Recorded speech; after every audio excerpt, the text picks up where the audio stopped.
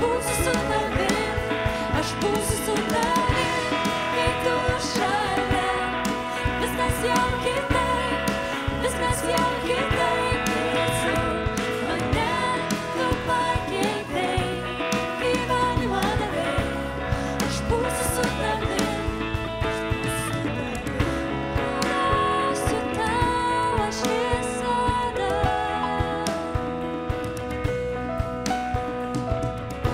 Ir trokštu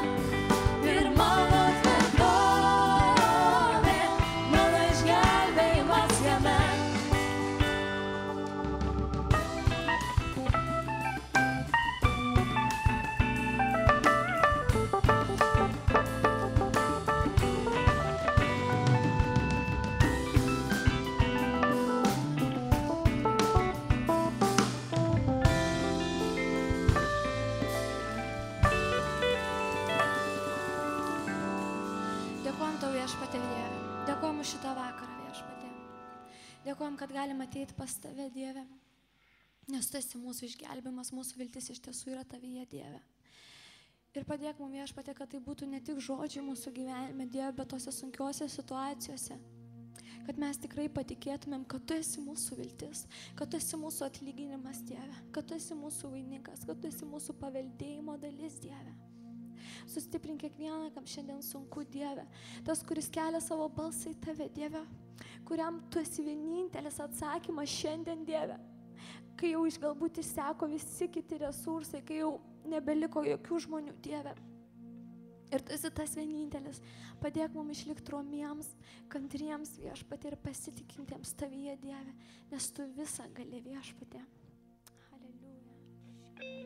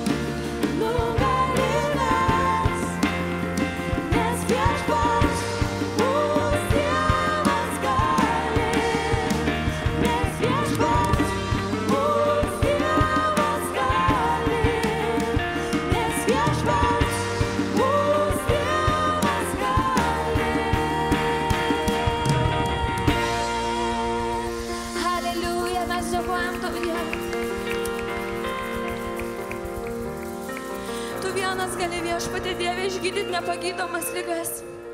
Tu vienas gali, Viešpatie Dieve, duot prasiveržimą mūsų gyvenimuose.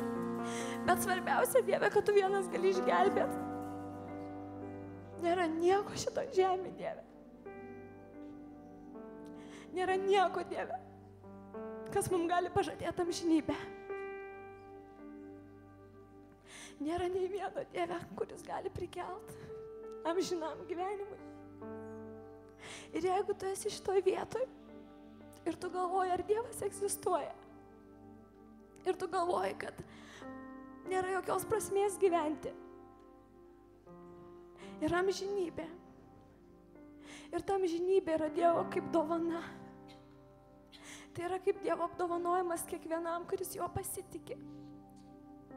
Ir ta dovana yra dovana dėl to, kad mes jos neužsidirbam. Nes tai, ką mes susidirbam, yra atlygis. Bet dovana yra tai, ką mums uždyka. Dėl to, kad mus myli. Dėl to, kad mes esam brangus, kažkas padovanoja. Ir ta didžiausia dovana yra amžinas gyvenimas per mūsų Viešpatį Jėzų Kristų. Todėl šaukiu šį vakarą jo. Atiduokim savo gyvenimą. Patikėk jį savo rankas. Nes tai yra brangiausia, ką tu turi. O jo rankos yra ta saugiausia vieta, į kurias atiduot. Nes jis niekada nesužeis, jis niekada nepalauš, niekada nepaliks ir neatstums. Dėkojam tau, Dieve.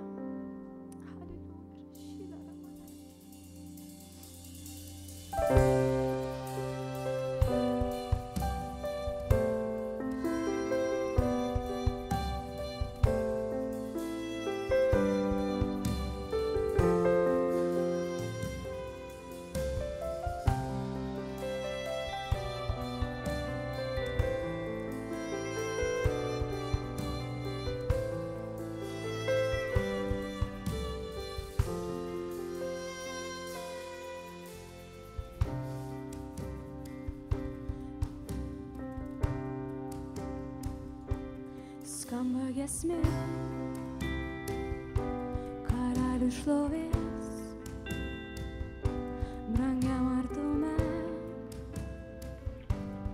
giedame jam, prie sosto šlovės, šiandien ateinu, pagarbint karaliaus, kuriam gyvenu. Šlovės giesmė tekyla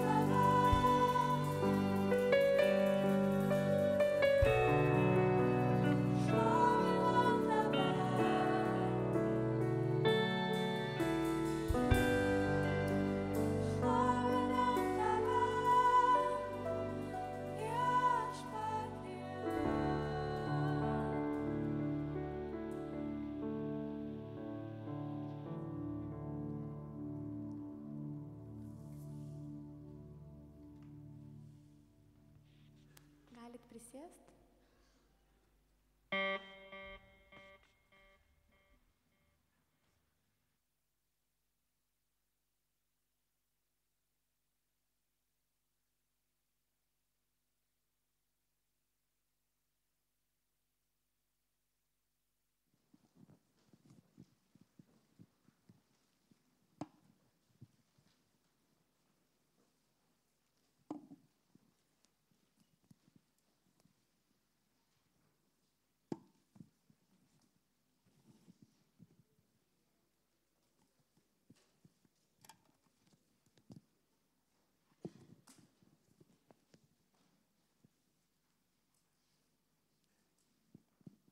Labas vakaras visiems ir ačiū Dievui už Dievo buvimą, už kiekvieną giesmę, kuri kartais taip naujai vis prabyla.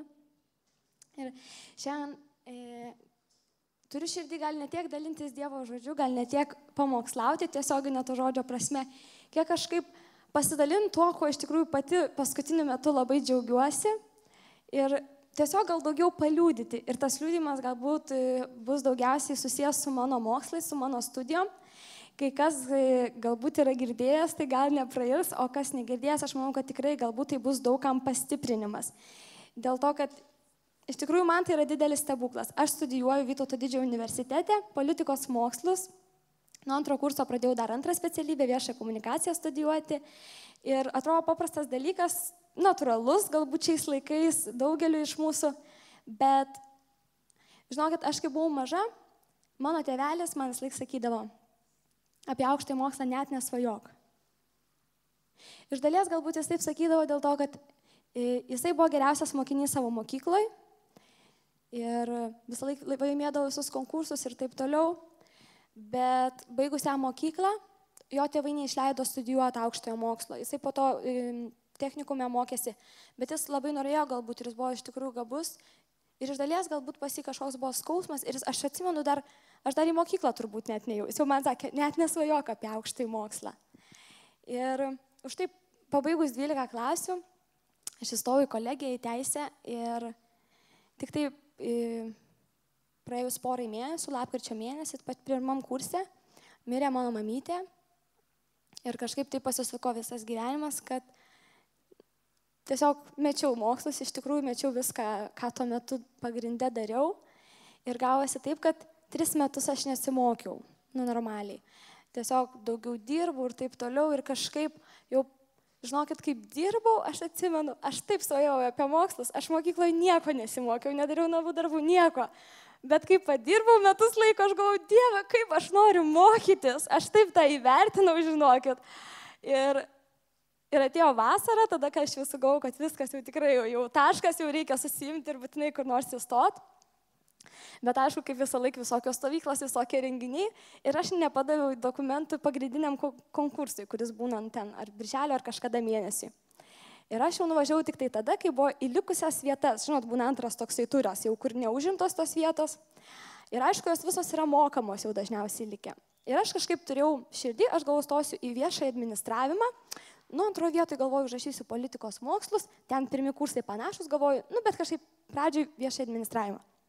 Nuvažiavau, aišku, jau mokami mokslai, vienas semestras virš 2000 litų, tai metam gaunasi ten 4300.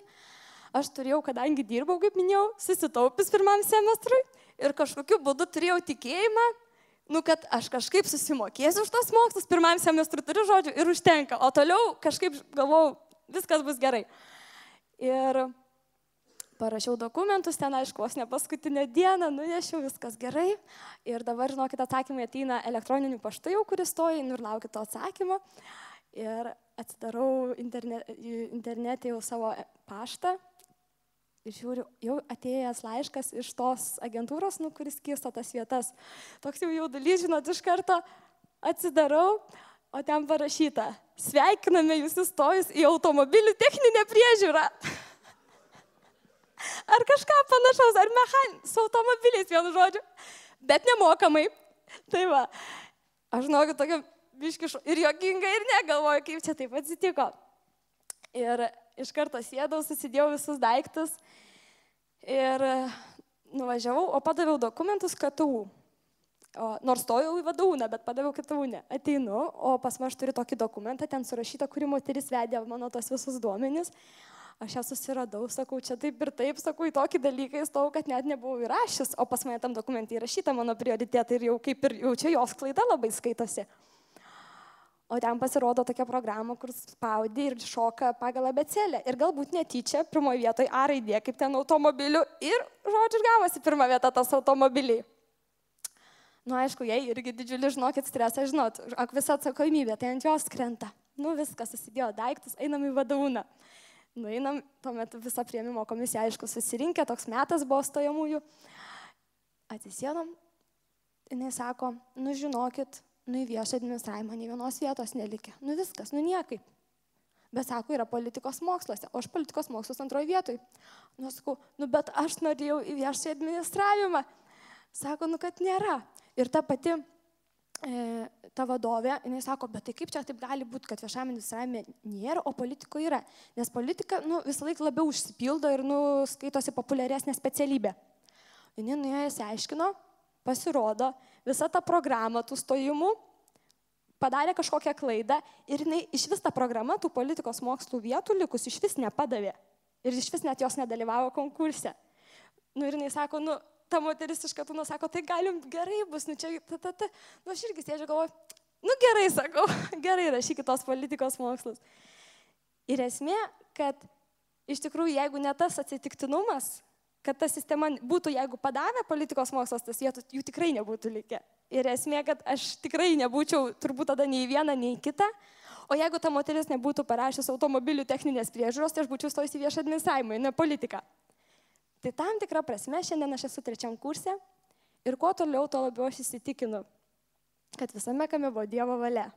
Ir kartais tokiais visokiais vingiuotais keliais ir tokiais atrodo, kad tokios spragos visokios, bet iš tikrųjų aš manau, kad tokia buvo Dievo valia, nes ten, kur aš esu šiandien ir ką aš šiandien studijuoju, tai aš kuo toliau, tuo labiau mėgstu ir aš manau, kad tai man pačiai tinka ir žodžiu, dabar, kai pagalvoju, kad būčiau viešajame administravime, tai labai nuliūstų.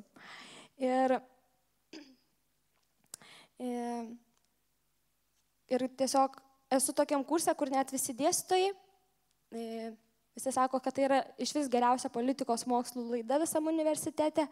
Ir tie studentai, su kuriais aš mokusi, jie yra tokie stiprus, žinokit. Jie yra už mane jaunesni, nes aš 3 metus praleidau ir aš mokyklą apskritai pradėjau vos ne nuo 8 metų, tai aš juos truputį vyresnė esu. Bet aš taip džiaugiuosi, kad aš tais jaunesniais, jie visi gimė nepriklausomai Lietuvoje. Ir žinokit, skirtumas yra begalinis, atrodo keli metai. O toks skirtumas, jie tokie aktyvūs, žinokit, jie tokie darbštūs, stropūs, aš nežinau. Tiesiog aš sakau, aš dėkoju Dievui kiekvieną dieną. Ir, žodžiu, aš mokiausi, sumokėjau tuos pinigus už tą semestrą, kiek man reikėjo. Ir kadangi buvo naujas kaip tik įstatymas tais metais išėję, tai žinokit, tai buvo 1 metai, kada man buvo iš vis įmanoma įstoti. Nes mano egzaminų įvertinimai nebuvo patys geriausi, o ten reikia, kad bent virš 90 būtų. Ir anksčiau priimdavo 60 žmonių.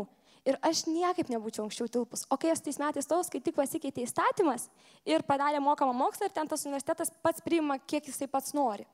Ir vien dėl to aš sugebėjau įstoti, kad ir į tą mokamą. Stengiausi, aišku, mokiausi tiek, kiek galėjau. Aišku, tokia buvo motivacija pagal tą įstatymą, tik po 2 metų tu gali nemokėti už mokslus. Anksčiau būdavo kas pusmetį, o kai aš įstojau, buvo 2 metai ir viskas. 2 mokėsi 2 kursus, po 2 kursų tik tada žiūri ir tada vėl sekančius paskutinius 2 metus arba mokė, arba ne. Ir galvoju, tai aš jau žinau, tarsi 2 metus turėsiu būtinai mokėti. Mokiausi, dariau kiek įmanoma iš savo pusės geriausiai. Kaip sakiau, bedirbdama pasimokiau, jau įvertinau mokslą, tikrai ne kaip mokykloje, viską dariau ir namų darbus, viskam ruošiausi, viską skaičiau. Tikrai Dievas mane pačią labai pamokė ir padėjo pasitemti šitoj srity. Ir pasibaigė ten semestras, turbūt gruodžio gal ar sausio mėnuo buvo, ir atvažiavo labai garsus žmogus ir darė nemokamą paskaitą VDU čia pagrindiniuose rūmuose. Galvoju, aš ją nuvažiuosiu.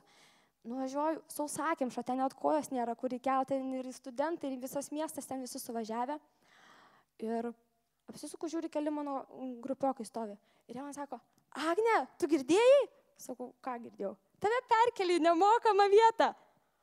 Aš tokia galvoju, wow, tas buvo įmanoma tik po 2 kursų, tik po 2 metų. Ir mane perkelė po 1 semestro. Aš taip dėkoju Dievui, nes iš tikrųjų aš nebūčiau turėjęs už ką susimokėti kitam semestrui. Nežinau, kaip, iš kur ir kaip aš ką būčiau gavęs, bet man tai buvo tiesiog, tikrai vėl, dovana iš Dievo. Ir tiesiog kiekvienam kurse, čia buvo po 1 semestro, man tokia Dievo dovana, 2 semestro, aš 2 semestre nieko nemokėjau. Ir tada atėjo 2 kursas, 3 semestras. Ir aš galvoju, tuo metu aš, kaip sakiau, mamytė, kadangi yra mirus, aš gaudavau našlaičio pašalpą. Ir man tai buvo didelė pagalba, nes kaip ir savo visokiam išlaidom ir taip toliau, kaip ir pati turi pasirūpinti savim. Ir tiesiog 3 semestro metu buvo irgi jau žiema, jau buvo į patį galą, aš jau neatsimenu, ar visi egzaminai buvo baigėsi ar ne, bet aš jau Laisvės alėjoje, tai buvo irgi laikas apie Kalėdas. Ir buvo mano gimtadienis gruodžio 14, lastelį atšventėm ir buvo antradienis lastelė. Trečiadienį miegu, skambutis pažadina, pakeliu ragelį. Labą dieną. Ar jūs žinot, kad jums paskirta vienkartinė stipendija? Sakau, nežinau. Sako, tai mes jums paskiriam ten 4,5 gal 100 vienkartinę tiesiog stipendiją. Galvoju, gerai, ačiū, ten po to nusinčiau duomenės. Galvoju, Dieve, tu galvoju, toks nuostabus esi, dėl to, kad tai buvo, praeitas gruodis, tai buvo paskutinis mėnuo, kada aš gavau tą našlaičio stipendiją ir aš žinau, kad viskas, tos pajamos mano baigėsi, dėl to, kad man suėjo 24 metai. Ir žinau, kad stipendijos tikrai negausiu greitų metų, nes pas mus sausis yra atostogos. Ir vienu žodžiu, aš turėjau už ką supirkti dovanas visiems savo draugam, giminėm ir taip toliau. Vienu žodžiu, ir tas visas gruodis, ir sausis, aš turėjau iš ko gyventi. Ir tikrai ačiū Dievui. Ir žinokit, viso to semestro apskritai metu aš ir savo grupiokai sakydavau. Mes kažkaip vis laik stengdavomės, bet mes negaudavom tos stipendijos, nes pas mus moka stipendiją tik tai, pavyzdžiui, 7 žmonėmis 150. Jos duoda didelės, bet labai nedaugelį. Ir savo grupiokai sakiau, žinok, kitą semestrą tai mes tikrai gausim stipendijas. Jau šį kartą tai tikrai. Ir viskas, ir jau aš galvoju, viskas, man ta pašalpa iš valstybės baigėsi, man verkiant reikia tiesiog kažkokių pajamų mėnesinių. Ir prasideda semestras vasarį, o stipendijos pasirodo vasario gale paskelbė, kas gaus, kas ne. Ir žinokit, atsidarau tą jau sąrašą, kaip paskelbė. Gauna 7 žmonės, aš 8. Tokia pamoka, dabar tikrai žinau, ką reiškia likti pirmam už brūkšnio. O žinokit, o vidurkis skiriasi. Ten gauna 9,87, o mano 9,83 gal. Dabar smėka ten 0,0. Tiesiog, bet kažkaip galvoju, viskas gerai. Kažkaip tai per daug net nenusiminiau ir taip kažkaip galvoju, kaip nors čia viskas bus gerai. Praėjo gal kokį, žinokit, porą dienų. Kažkaip tas gal buvo manyje, nešiojau. Kaip man pasidarė liūdna, kaip aš pradėjau verkt. Sakau, tai Dieve, tai kaip čia dabar taip gali būti? Tiesiog man taip, žinokit, pasidarė gaila, nežinau ko, turbūt pačios savęs. Kaip? Tai čia, tiesiog aš buvau įsitikinus kažkokiu būdu, aš visą semestrą tikėjau, kad jau kitą aš tikrai gausiu. Toks nusivylimas atėjo, žinokit, sėdėjau ir verkiu vieną, atsimenu, sėdžiu ir verkiu ir gailiu savęs, jau turbūt pati save raudoju. Jau paverkiau, kiek jau ten reikėjo. Nuėjau tada į Facebooką. O pas mane Facebook'e turiu savo universiteto studentų atstovybę. Atsidarau ir taip tas atstovybė parašo. Sveikiname visus gavusius papildomą stipendiją. Aš galvoju, ką? Kokia papildoma stipendija? Greit prisijungiu prie universiteto programos. Ir skiria visiems, kas pas ką virš 9, visiems skiria stipendijas. Ir žinokit, universiteto istorijoje nėra tokio dalyko. Niekada nebuvo tokio dalyko. Kad tiesiog visam semestrui paskirtų papildomas kažkokias stipendijas. Ir žinokit, man buvo taip gėda prieš Dievą, nes viskas buvo sekundžių reikalas. Ir aš galvoju, kaip dažnai Dievas mums pažada, ne kažką. Ir mes turim kažkokį tikėjimą, vidinį, tokį net ne iš savęs, bet tokį vidinį užtikrintumą, kad viskas bus gerai. Bet, neiškentėjau tam pasitikėjime, toj kantrybėj viešpatyje, neiškentėjau ir po to, kaip save gailėjau, tai po to reikėjo atgailauti, galvoju, Dieve, atleisk, kad mes patys, aš pati įsivaizdavau, kad jau yra vienintelis būdas man atsakyti šitą atsakymą. Vat yra tos stipendijos, vat tą dieną jos paskelbiamos, tiek gauna žmonių. Jos buvo paskelbtos, tiek žmonių gavo, reiškia viskas. Bet tokiom vat akimirkom mes pamirštam, kad vat Dievo keliai, ne mūsų keliai. Vat kad Dievas yra sumastęs, tai mums net į mintį neteitų, nes galbūt to gyvenime ir nėra buvę. Ir čia ir man, ir mums visiems gali būti ta pamoka, kad neapribokim Dievo. Net kai viskas eina ne taip, kaip mums atrodo, tai visiškai nereiškia, kad Dievui yra ne taip, kaip viskas turėtų būti. Tai va tokia, žinokit, gavau pamoką ir net ir aš gavau, ir mano grupiokė beje gavo, kuriai aš tvirtinau, kad mes tikrai gausim. Ir tikrai dėkoju Dievui, nes tiesiog, sakau, gruodį buvo mano paskutinė pašalpa, tada gavau tam atostogų mėnesį sausis, aš gavau tą vienkartinę stipendiją ir po to visam semestrui stipendiją. Ir tiesiog galėjau matyti, kaip pas Dievą viskas suplanuota, kad Dievas viską mato, Dievas viską girdi ir tas semestras buvo gan sunkus iš tikrųjų ir vidurkio jau nepasiekiau tokio, kaip anksčiau buvau, turėjau tik 9,3 ir žinokit, irgi jau galvojau, kitą semestrą tikrai negausiu, nes jau pas mus grupiai su 9,3, tai čia yra, čia niekas, aš sakau, su 9,8 ten negavau per milimetrą. Ir kažkaip jau rami buvau, galvoju, kaip nors. Ir vienu žodžiu, ir dabar atėjo šitas semestras, paskelbė stipendijų sąrašus. Ir žinokit, vėl tvarka pasikeitė.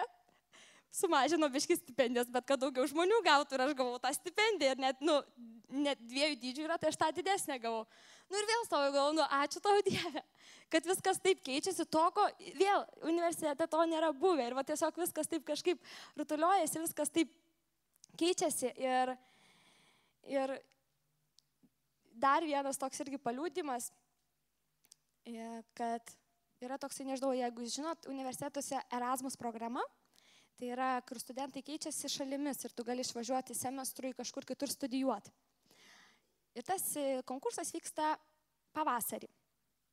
Ir aš vatanavo pavasarį, kaip kažkaip galvojau, gal visai ir nieko būtų. Kažkaip mąsčiau, kad gal reiktų ir išvažiuoti. Ir jau, žinokit, ten reikėjo užpildyti kažkurią dieną iki 12 valandos nakties internetų paraišką, tai ten aš užpildžiau gal be 20:12, surašiau ir niekur nepatekau, nes surašiau tokias vietas, kurios galbūt yra gan populiarios, bet kažkaip galvojau, jeigu važiuoju, tai važiuoju ten, kur tikrai noriu. Ir nepatekau ir irgi kažkokio galvojau, ir nereikia, ir ne Dievo valia.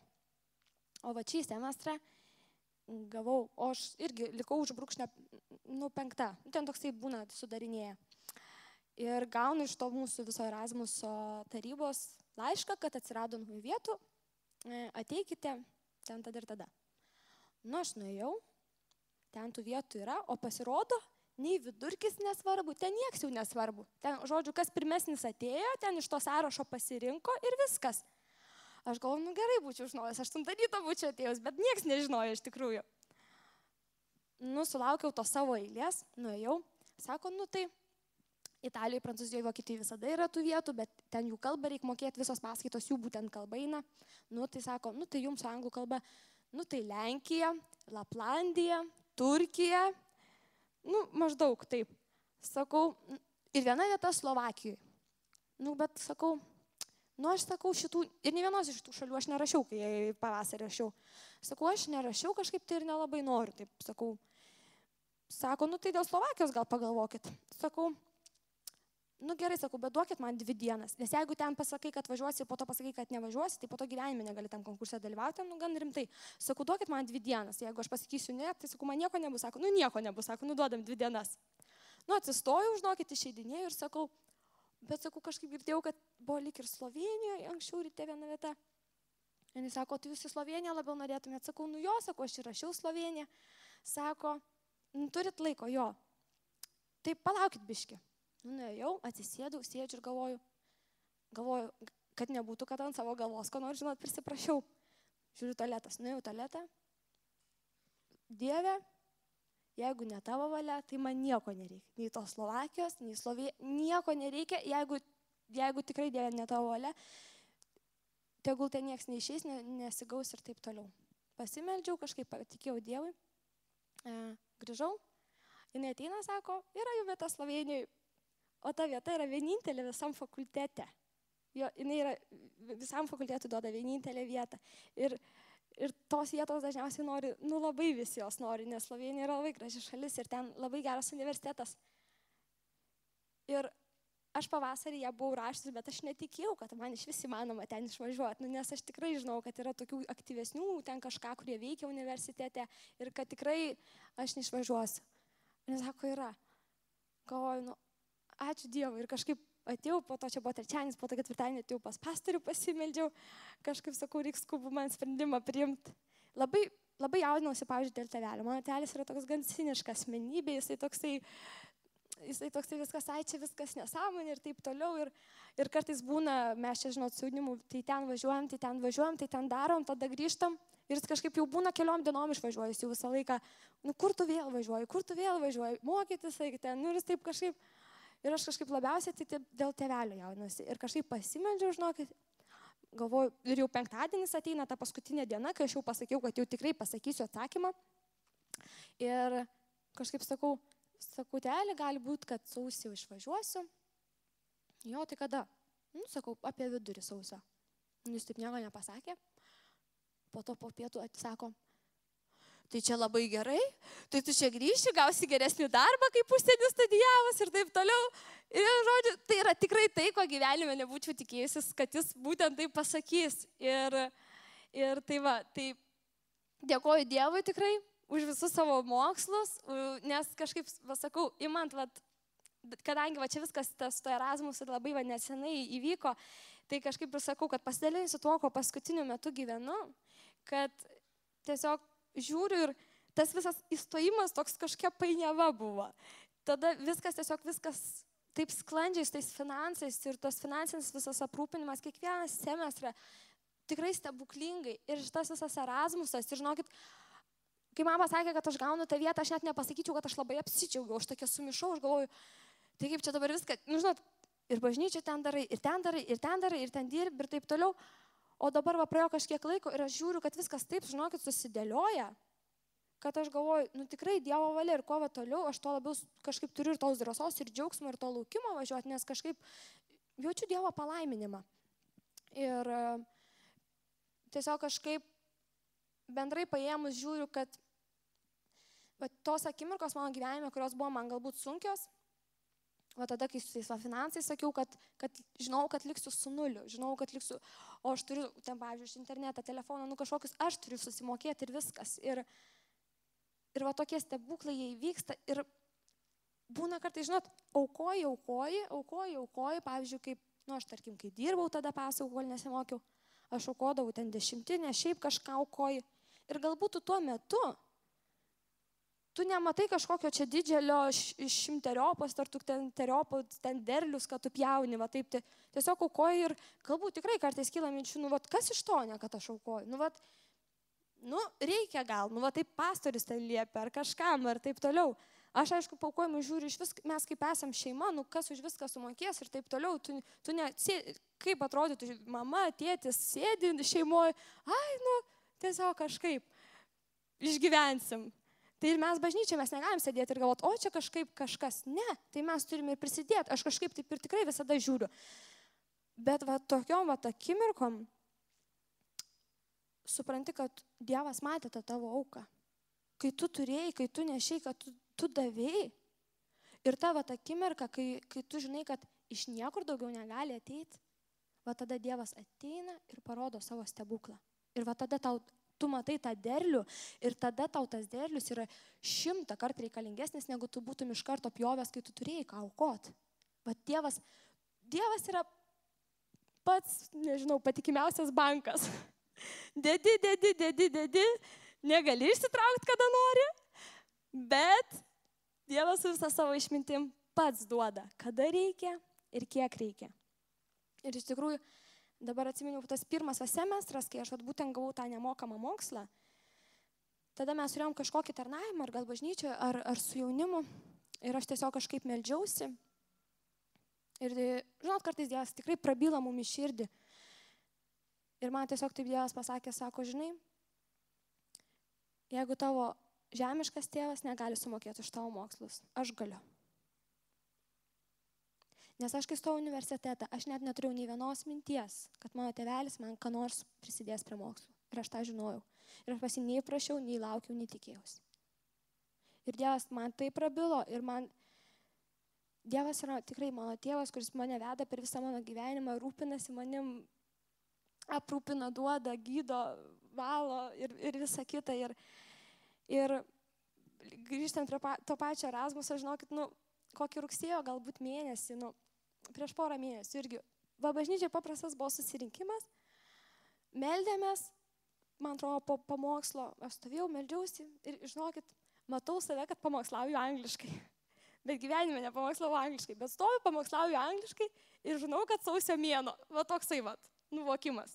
Tie, kas, patyręs, tą suprantat, ką turiu minį.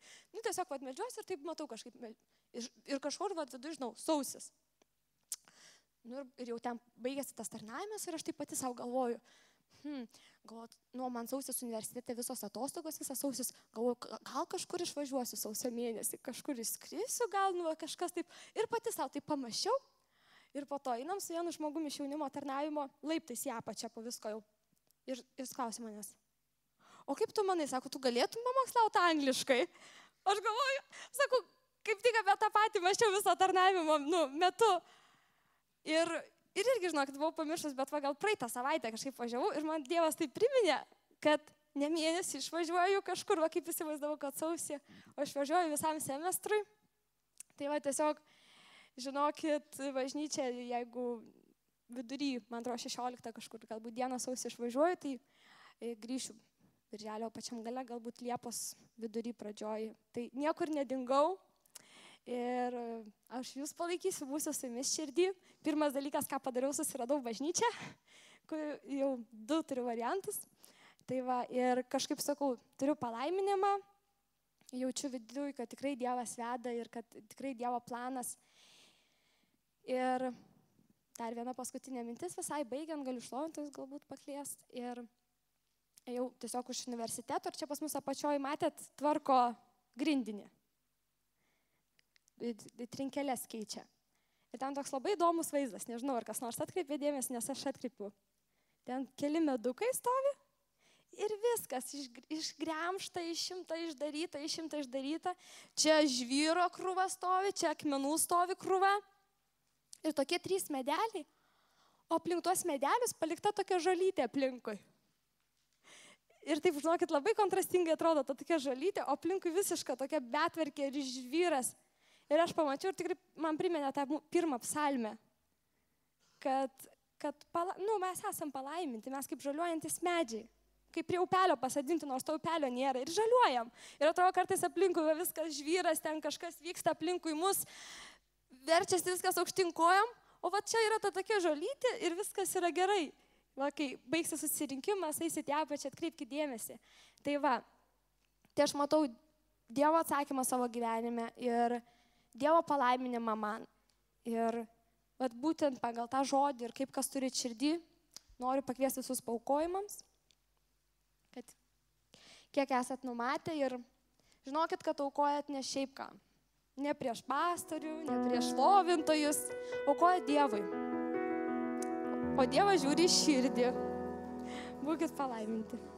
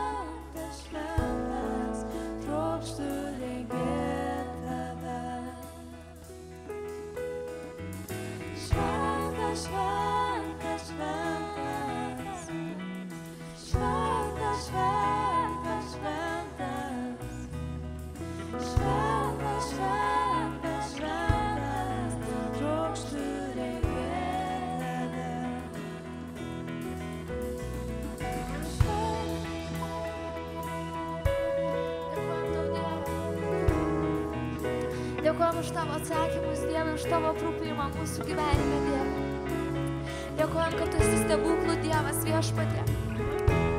Yra tiek daug pažadų, kuriuos mes patys esam pamiršę, bet tu jų nepamiršti, Viešpatie, Dieve. Ir tu atsakai, ir tu mums primeni, Dieve, ką tu mums žadėjai, ką tu mums sakei, Viešpatie, Dieve. Būk didis, būk išaukštintas mūsų tarpe, Jėzau.